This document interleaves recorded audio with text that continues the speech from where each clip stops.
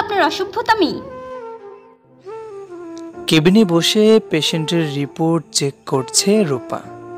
ফোনের notification phone বেজে উঠতেই রিপোর্ট রেখে ফোন হাতে নিল। ডাক্তার সাহেব নামটা জলজল করছে ফোনের স্ক্রিনে। লক স্ক্রিনে রয়েছে রাজের একটি ছবি। রূপার ঠোঁটে মৃদু হাসি ফুটে উঠল। হোয়াটসঅ্যাপে গিয়ে মেসেজ বক্স ওপেন করতেই রাজের তরফ থেকে ভিডিও কল এলো।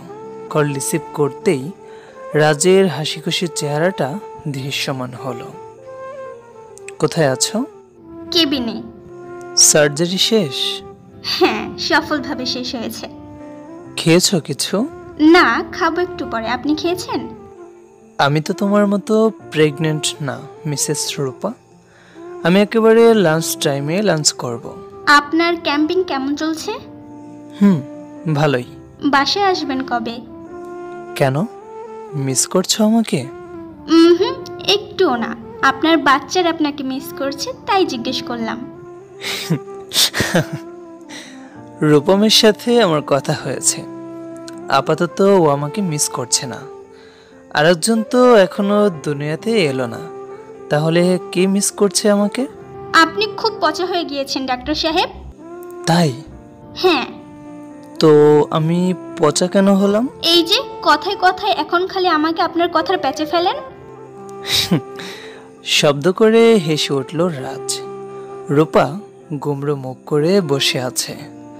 রাজ ঠোঁট কামড়ে হেসে বলল, আমি তো বরাবরই এমন। আগে কম ছিলেন, এখন বেশি হয়েছেন। ও আচ্ছা, তাই বুঝি। রূপা চুপ করে তাকিয়ে রইল রাজের মলিন চেহারার দিকে। তারও যে ভীষণ কষ্ট হচ্ছে তার ডাক্তার সাহেবকে ছাড়া থাকতে। রাজ মৃদু হেসে জিজ্ঞেস করল, আমার ছোট্ট পরীটা কি পেটের মধ্যে তোমায় খুব বেশি জ্বালাচ্ছে? আপনি আর আপনার ছেলে আমাকে যে হারে জ্বালান, আপনার মনে হয় এই জন্য শান্ত হবে? সারাক্ষণ পেটের মধ্যে কাবাডি খেলতে থাকে। আমি মোটেও তোমাকে জ্বালাই না মিসেস রূপা। তুমি যেটাকে জ্বালানো বলো সেটা আমার ভালোবাসা। রাজ মুচকি হেসে বেশ কিছুক্ষণ রূপার দিকে তাকিয়ে থেকে বলল, দিন দিন তোমার সৌন্দর্য বাড়ছে কেন বলো তো? 2 বাচ্চার মায়ের এত সুন্দর লাগতে হবে কেন?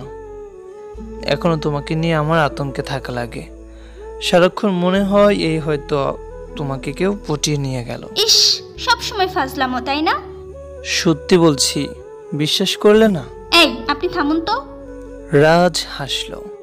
ঠোঁট কামড়ে রূপার দিকে অপলক দৃষ্টিতে তাকিয়ে থেকে বলল, তোমাকে ভীষণ মিস করছি মিসেস রূপা। কতদিন তোমাকে বুকে নিয়ে ঘুমাই না বলো তো? আমার শান্তির ঘুমে গ্রহণ লেগে গেছে। তোমাকে বুকে না নিলে এই গ্রহণ কাটবে না। সকাল আস্তে করে বলল, আমিও আপনাকে খুব মিস করছি ডাক্তার সাহেব। আর আমার আদর মিস করছো না? শেষ কবে তোমাকে কাছে পেয়েছিলাম মনে আছে? উফ, শুরু হয়ে গেল আপনার অসভ্যতামি। ফোন রাখুন এক্ষুনি, অসভ্য লোক। রাজকে আর কিছু বলার সুযোগ না দিয়েই কল কেটে দিল রূপা। কল কেটেই হেসে ফেলল সে।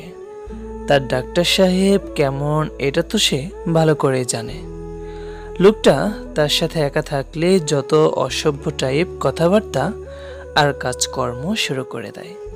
তবুও রূপা এই অসভ্য রাজকেই ভালোবাসে, কোনো কারণ ছাড়াই ভীষণ ভালোবাসে। এই ভালোবাসায় কোনো স্বার্থ নেই, আছে শুধু প্রশান্তি। রাজের তরফ থেকে ভয়েস মেসেজ এলো। এবার ভয়েস ওপেন করতেই শুনতে পেল, আমার আদরগুলো তোলা রইল। তোমাকে কাছে পায় একবার, সব সুদে আসলে উসুল করে নেব। আমি পরশু বিকালে আসব। তোমাকে এয়ারপোর্টে আসতে হবে না, আমি ডিরেক্ট বাসায় চলে আসব। নিজের আর বাচ্চাদের খেয়াল রেখো। ভালোবাসি, বাবুর আম্মু। মুচকি হাসলো রূপা, বিড়বিড় করে বলল, আমিও আপনাকে ভালোবাসি ডাক্তার সাহেব, খুব খুব খুব ভালোবাসি।